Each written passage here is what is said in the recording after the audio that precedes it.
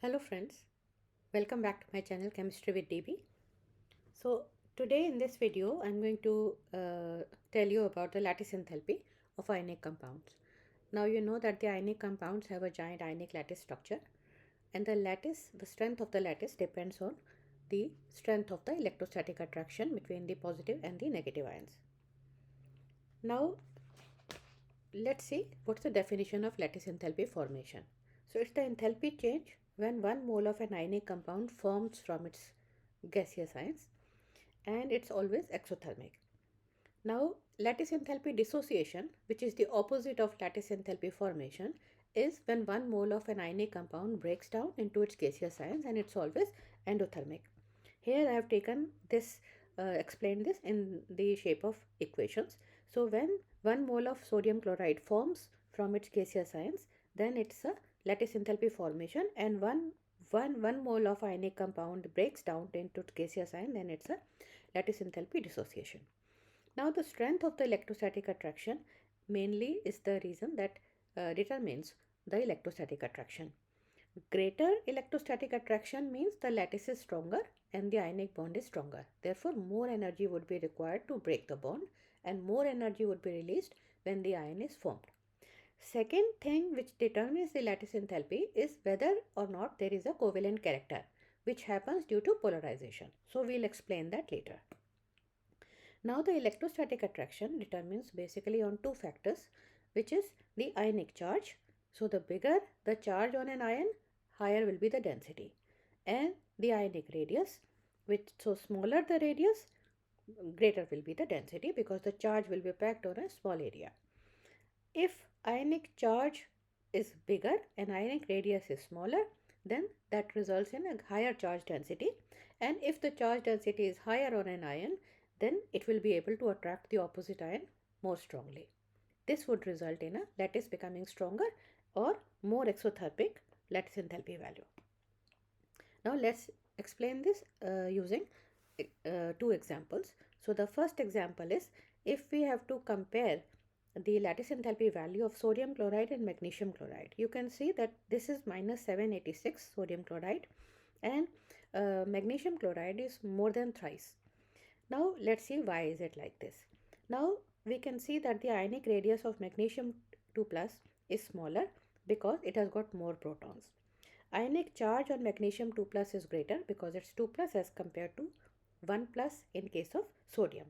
Therefore charge density on magnesium 2 plus is higher, so therefore it will be able to attract the chloride ion more strongly than sodium ion, and therefore the lattice enthalpy value will be more exothermic because the two ions are going to attract each other more strongly. Here I have given you notes on this one. Now next example is when we have to compare the lattice enthalpy value of, let's say, lithium fluoride and lithium bromide. Here lithium ion is common. Now we have to compare fluoride ion and the bromide ion. When we compare fluoride ion versus bromide ion, then we know fluoride ion is smaller than the bromide ion because it has got less shells. Ionic charge is same on both, 1 minus. Therefore charge density is greater on fluoride ion than bromide ion. Therefore fluoride ion will be able to attract the lithium ion much more strongly, resulting in a higher lattice enthalpy value of 1036 as compared to 807 for lithium bromide. Here again I have given you notes on this one also. Now the second factor which affects the lattice enthalpy value is polarization, whether or not there is any polarization. Now polarization is when there is some degree of covalent character, and you can assess whether or not there is a covalent character from the theoretical and experimental lattice enthalpy values. Now the theoretical lattice enthalpy value is determined assuming that the two ions are perfect spheres and there is a 100% ionic bond, which means that the two ions, one has completely given up the electrons and the other one has gained the electrons, and now the only attraction that's holding them is the electrostatic attraction, which is the ionic bond. On the other hand, experimental lattice enthalpy value, that is the actual value of the lattice enthalpy, and that's determined from the Born-Haber cycle. And this takes into account if there is any covalent character or not. Now when this happens, then the positive ion distorts the electron cloud around the negative ion, and as a result there is some degree of sharing. And covalent bonds are stronger than the ionic bonds. So therefore, when there is a certain amount of covalent character in there, then in that case the lattice becomes even stronger. When there is a covalent character, then you can assess it because there will be a difference in the theoretical and the experimental lattice enthalpy values. That means there is some degree of polarization which will make the lattice stronger. Now I have explained this using this example again of sodium chloride. So sodium chloride, the experimental lattice enthalpy value is minus 782, whereas the theoretical value is minus 781. You see there is hardly any difference between these two, which means that there is a 100% ionic bond. That means the two ions are perfect spheres, there is no sharing of electrons.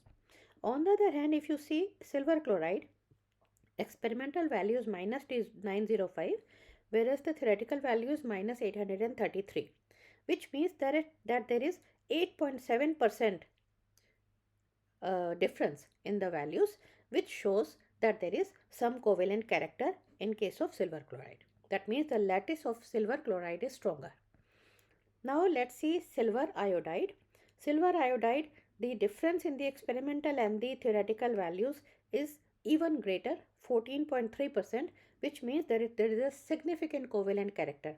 So if 14.3% is the difference, that means it's still predominantly it's ionic, but there is a significant amount of covalent bonding also there. Similarly, you can see that in case of magnesium iodide, the experimental value and the theoretical value, the difference is even greater, 19.7%.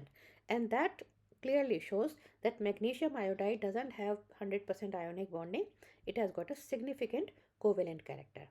I have created another video on explaining the different aspects of polarization as to how does it occur, and in my next few videos, and I'll give you the link for those in my description below. So thanks for watching this, and I hope this was useful for you. So bye and take care.